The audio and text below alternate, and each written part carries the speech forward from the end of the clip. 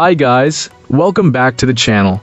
I know so many of you over on TikTok have been blowing up the comments asking for this, so today we're finally doing some customer reviews analysis for it. But before we dive into that, be sure to check out this exclusive discount available for it. You'll find it in the description and in the first comment under this video. Now let's not waste any more time and jump right into the details. So, this generator has turned out to be a solid fit for how I actually use power on the road.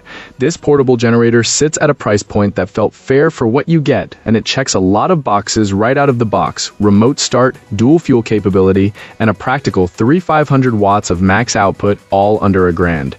It arrived pretty quickly, and it performed as advertised from day one, which was a nice surprise.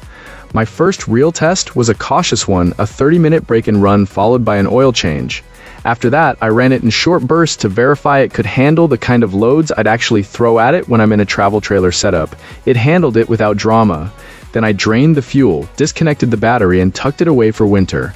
I didn't really use it during the camping season, but when the event in October rolled around, I pulled it out, refueled, reconnected the battery, and it started up without a hitch. Here's the part that's a little "you can't make this up" for memory's sake.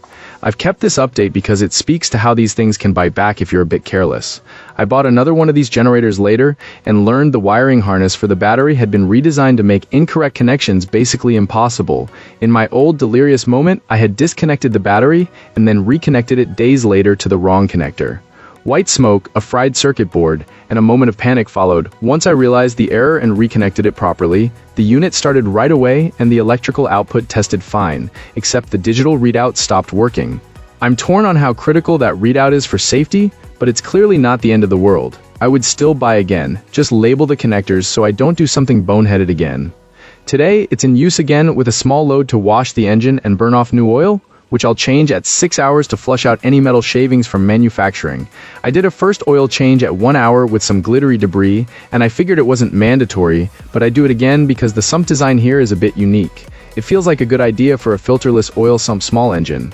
My overall impression is positive. For about $800 with a coupon, this 57-pound generator feels well built and capable, especially if you need more than what an ultra-compact unit can push, but don't want to fight with a loud monster at the campground. I own a couple of smaller Hondas, and this one slots in as a practical, flexible addition, great for larger trailers, quieter than I feared, and powerful enough to run essential appliances when you're off-grid. If you're chasing dual fuel capability, remote start, and a reasonable price, this generator is easy to recommend.